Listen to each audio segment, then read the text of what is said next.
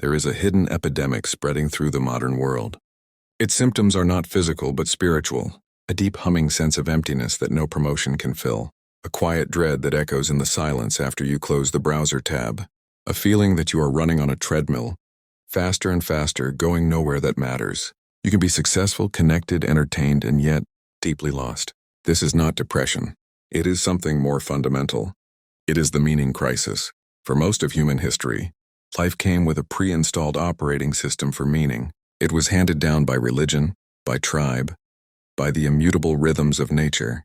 You were a part of a story much larger than yourself, a story that told you who you were, why you suffered, and what was truly important. That story was your anchor in chaos.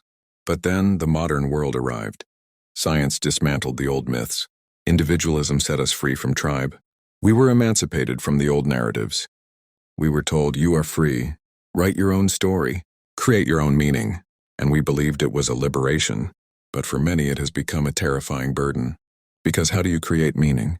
Where do you even begin? When the universe is silent and you are the sole author of your life's purpose, the blank page can be more frightening than any prison. So we do what seems logical. We outsource the question. We look for a manual. And we find one. It's called the culture of metrics. We are taught to measure our worth by countable things, likes, followers, salary, square footage of our home. The number on the scale. We transfer our search for meaning into the pursuit of these external indicators. We think, if I can just get to that number, then I will feel significant. Then my life will matter. But here is the cruel trick your mind plays. Once you reach a metric, it immediately loses its power to give you meaning.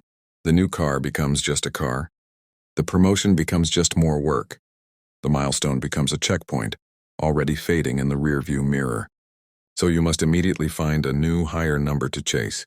You are Sisyphus, pushing the boulder of your own significance up a mountain that has no peak. The chase feels like purpose, but the catch always turns to dust. This is the engine of our burnout. This is why we feel so busy and so empty at the same time. So if meaning cannot be manufactured like a product and cannot be found in a metric, where does it come from? We must look to a much older understanding, one found not in self-help books but in the foundational stories of humanity. The myths, the philosophies, the archetypes that have survived for millennia because they speak a deep truth. They all point to the same source. Meaning is not found. It is forged. It is not a treasure you discover at the end of the journey. It is the fire you become by walking through the journey, specifically through 3 ancient fires. The first fire, the Ordeal. In every hero's journey, from Odysseus to Luke, Skywalker, the hero does not find meaning and comfort. They find it in the belly of the whale, in the labyrinth. In the battle they are terrified to fight. Meaning is a resin that seeps from the tree only when it is wounded. Your struggles, your losses, your periods of profound confusion, these are not interruptions to a meaningful life. They are the raw material of it. The modern world sells you a life of avoidance, avoid pain, avoid risk, avoid failure. But in doing so, it inadvertently steals from you the very experiences that carve depth into your soul. Do not run from your ordeal. Lean into it.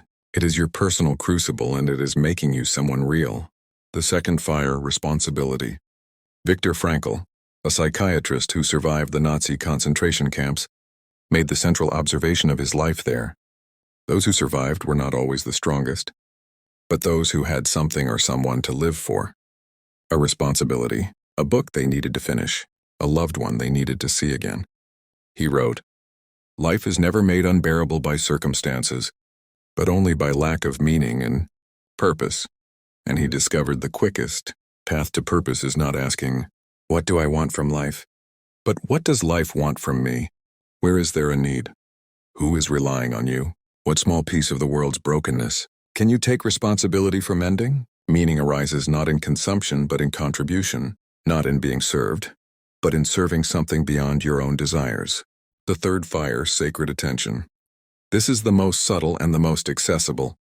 The philosopher Martin Heidegger spoke of the difference between ordinary experience and an authentic encounter. You can walk through a forest thinking about your to-do list, that is ordinary. Or you can stop and truly see the way the light filters through the leaves. You can truly hear the complexity of the silence. In that moment of full, non-judgmental attention, the world ceases to be a backdrop for your life and becomes alive. and you feel alive within it. This is meaning experienced as presence. When you give your full attention to anything, a piece of music, the face of a friend, the task in front of you, you are performing an alchemy. You are transforming the mundane into the sacred. You are pulling meaning out of thin air by the sheer force of your conscious engagement. So the way out of the crisis is not forward into more achievement. It is downward into deeper experience and outward into genuine responsibility. Stop asking, what is the meaning of life? It is too big and the silence is deafening. Start asking smaller, sharper questions. What meaning can I forge in this situation right now? What ordeal am I avoiding that is actually calling me? Who or what is relying on me to show up? What one thing in front of me can I give my full sacred attention to? Meaning is not a destination. It is a quality of engagement with your own existence. It is the gravity that emerges when you commit fully to a path, a person, or a moment. It's the weight that makes you feel real. The old maps are gone. The cosmos does not whisper your purpose. That is the price of your freedom. But the forge is still here. It is your attention. It is your courage to face your trials. It is your willingness to answer a call to responsibility. You are not here to find a pre-made meaning. You are here to become a meaning-making creature. Stoke the three fires: the ordeal, the responsibility, the sacred attention. And in their light you will finally see you were never lost. You were just standing in the dark, waiting for your own hands to strike the first spark.